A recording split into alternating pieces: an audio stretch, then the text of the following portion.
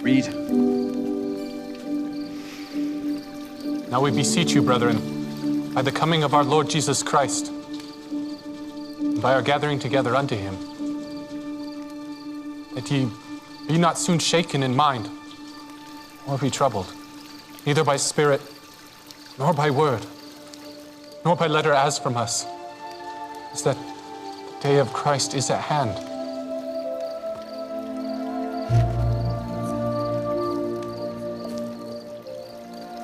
Let no man deceive you by any means, for that day shall not come, except there come a falling away first, and that man of sin be revealed,